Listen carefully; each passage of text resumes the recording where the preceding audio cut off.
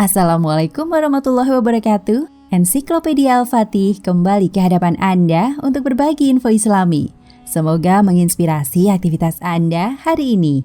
Dan jangan lupa klik tombol subscribe dan aktifkan notifikasi tombol lonceng agar tidak tertinggal berita terbaru dari Ensiklopedia Al-Fatih.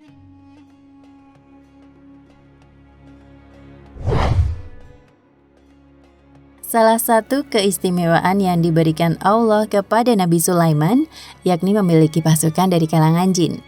Mereka para jin bekerja untuk sang Rasul dan tunduk kepadanya. Jin, syaitan juga termasuk ifrit, diperintahkan tunduk dan taat pada Nabi Sulaiman. Mereka bekerja membuat istana untuk Nabi Sulaiman. Mereka juga membuat gedung-gedung tinggi, periuk, dan piring raksasa, hingga menyelam untuk mengambil mutiara dari dasar laut.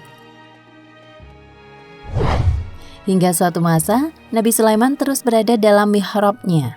Beliau alaihi salam bersandar pada tongkatnya selama beberapa hari. Acap kali jin mencari keberadaan Sulaiman.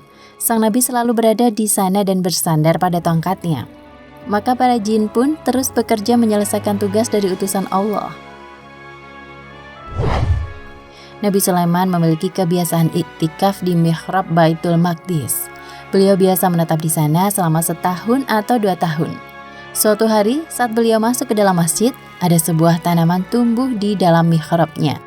Nabi Sulaiman pun bertanya pada tanaman itu, "Tumbuhan apakah kamu ini?" Tanaman itu pun menyebut jenis tertentu dari tumbuhan.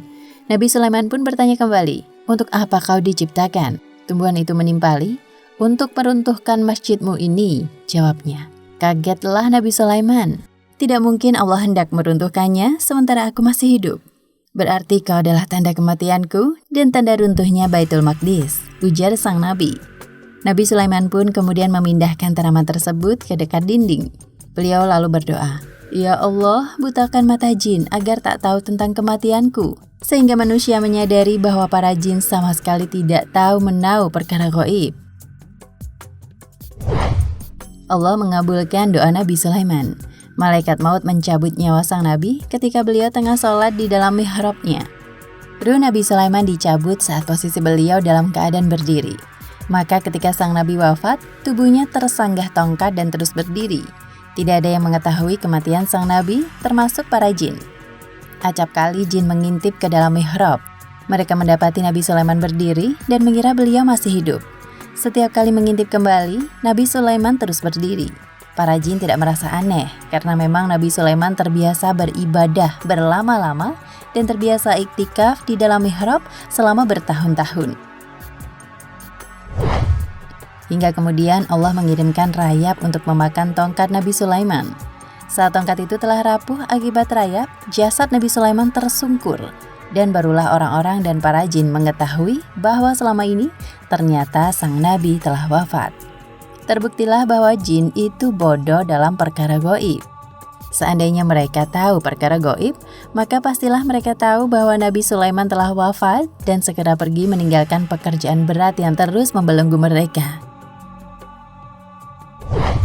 Umat Nabi Sulaiman pun menyadari bahwa selama ini kabar bahwa jin mengetahui hal gaib adalah dusta belaka.